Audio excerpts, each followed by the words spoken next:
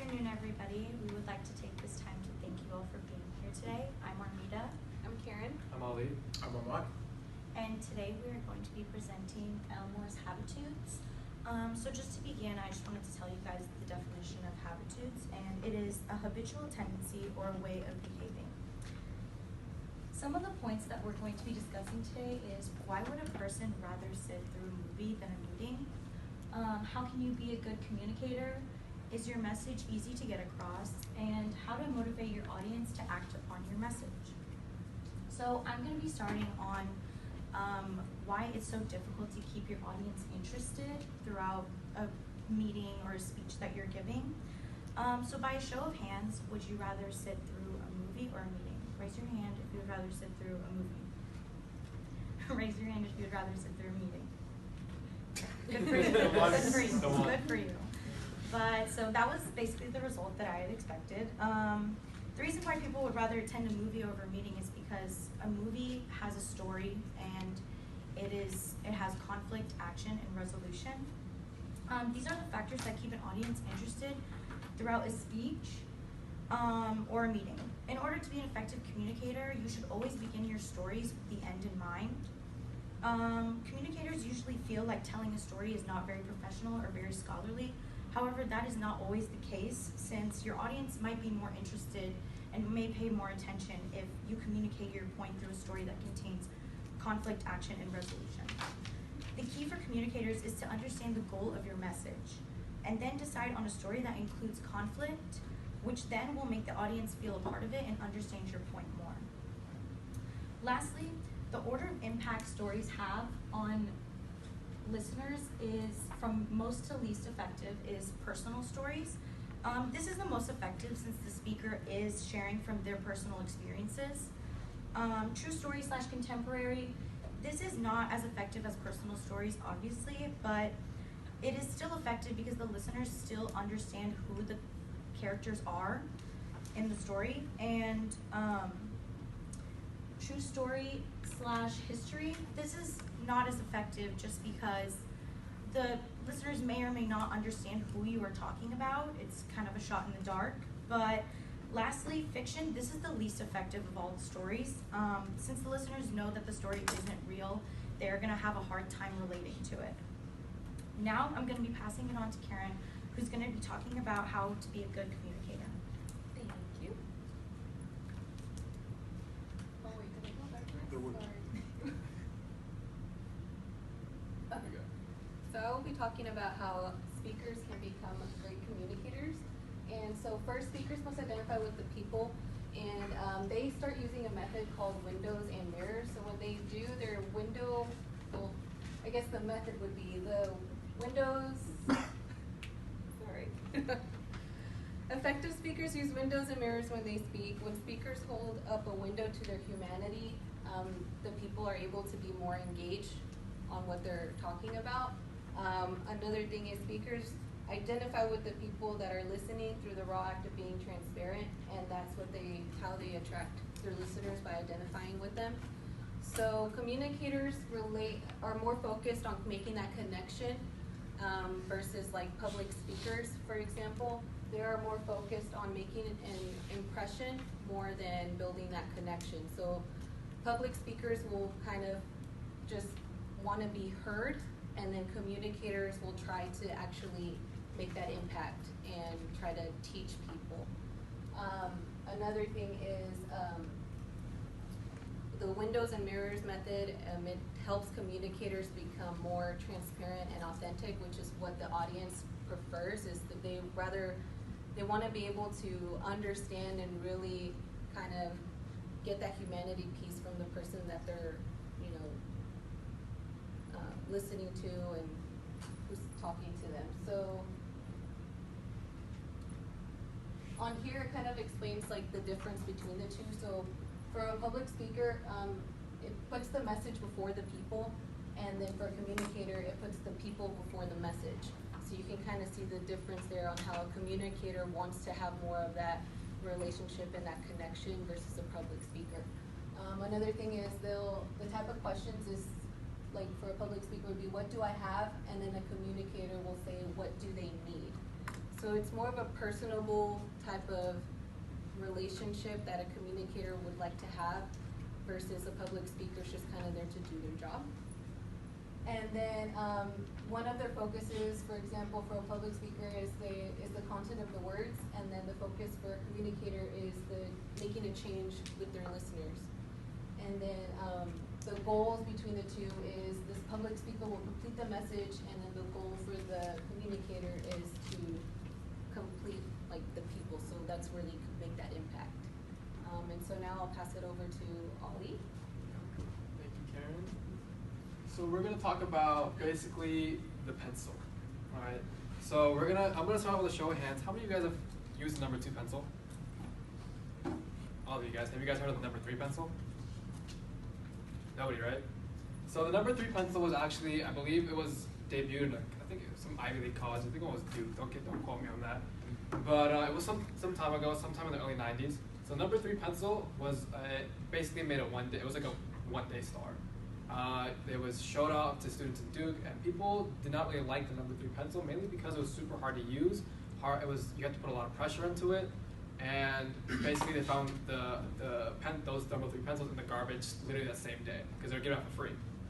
So basically, the reason I told you guys the story is because that when you're creating your message, it has to be one idea, it has to have a call for action, and it has to have just one cohesive message, and it shouldn't be that hard to understand.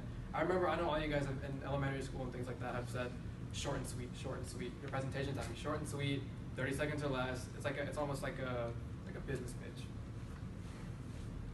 So it's kind of difficult creating all of the kind of like one cohesive message and keeping it all in one place together, especially like that number 3 pencil. People didn't want to hear it, people didn't want to use it. So when you're in a presentation like this one, and I'm over here talking, like I could be talking about bananas, and I could talk about apples and oranges and stuff like that. You guys are like, what is this dude talking about? So it's important to keep one cohesive message, and when you're creating a message, and when you're kind of like writing down your main points, so like you're writing your speech. So I know most of you guys may have note cards, most of you guys may not have used note cards, but you have those mental points. So when you're going through those mental points, you're like, oh, this would be a great idea. Oh, cool, this is going to be a good idea too. But you're actually hurting yourself. That's a thing called scope creep. Scope creep is basically when you're writing your main idea down.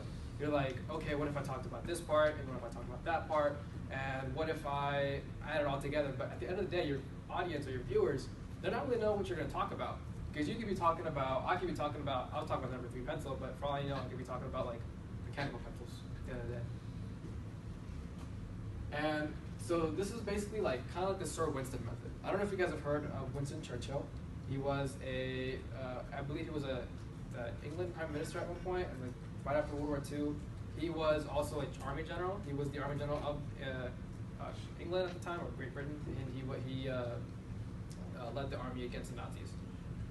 Basically, and the reason why it's called the Sir Winston method is because he used these points. I don't know if this will turn off, it's a laser, but I'll use it. He used a strong beginning. So basically, I got straight to the point. You go straight to the point, and I believe like the previous presenters, like Moaz was talking about, he went, your attention span at the beginning, at the very end, are at its highest points. So you want to go straight to the point, don't cut, straight to it. You want to use simple language. You don't want to impress your listeners or your viewers with like SAT words. So if I sit up here and talk like a dictionary, you're not going to get it. You want to keep it one theme. You want to keep it one central theme. You want to have one idea. You want to have all your subpoints, if you have any subpoints, to lead to one main conclusion. And then pictures and emotion. I kind of want to use both of these terms at the same time, because you want to use your pictures to only not enhance your presentation. So you want to use those pictures, and I feel like using pictures that's an emotional appeal is probably the best way to get your the best listeners, the best amount of viewers on your either video or the audience or whoever you're speaking to. So you always want to have something that resembles some sort of a story that most people can relate to. So most of that will be to emotion, because a lot of people, I feel like you guys all have shared experiences. Like we're all sitting here in this classroom listening to me talk. It's one shared experience. And then so with that, that would be called the Sir Winston method. I'm going to pass it off to Ahmed to finish us on. Thank you, Ali. All right, guys, house on fire. I want you to imagine that you just got home, you're trying to relax, kick your feet up on the couch, and then someone screams, "The house is on fire." What's the first thing that comes to your head? You don't think about it, you want to act. So this is what this method is called, this is what this part about. It's about getting people to act. How you get people to act? People act when there's fire. Okay, so Herbert Simon has this nice saying that says, wealth of information creates a poverty of attention. In our modern day, there's an overwhelming amount of information in our everyday life. So you see people every day, you get text messages, you get emails, you get all kinds of information thrown at you every day. So what do? People cope, people adapt. They create these mental filters. What does that mean? Is that people will only learn on a need-to-know basis. That means that if they don't need to know it, they're not gonna know it. Not because to add to their information or anything. They're only gonna accept information if they actually need it. So good communicators must bypass these mental filters and actually get to get the attention of their audience. What does that mean? It means that you need to bypass the mental filters or the muscle memory that people develop over time in order to get to their attention. You can do that by different ways. Basically you want your words to go into their people, through their people's filters, and get their ears to tingle and get their minds to perk. Three main things that you can do, or three main emotions that you can use in order to get to that point, is hope. People will always pay attention if there's hope of getting something, or if it's pleasure, or if there's fear. All right, so for most people, motivation is not derived from logic. So it's not an intellectual act. People are fueled by emotion, and that's what motivates people. In order to get people to act, they have to be motivated. So let me show you an example. There's nobody on this world that goes into the restroom, for example, because they want. It's because it's urgent. People eat because it's urgent, okay? So you need to create that urgency or the incentive for people in order for them to act. People can get motivated, they can agree on your point, but you want them to act. So you gotta make it urgent. So you gotta, there's two kinds of people.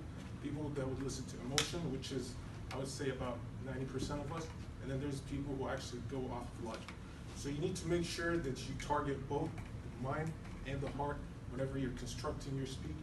That way you can target both people with logic, motivation, and with emotional motivation. So with that, our conclusion for habitudes, these are things that you want to keep in mind whenever you're creating any presentation. You want to tell a story, you want to show the conflict, the action, and the resolution in order to have a good timeline in order to explain a story. You need to identify your audience. You need to appeal to the human element of people in order to have them tune in.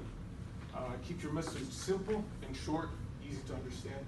And finally, take the time to explain the relevance of your topic. Cover the why before explaining the what. Create the urgency to get people to act. And with that, do we have any questions?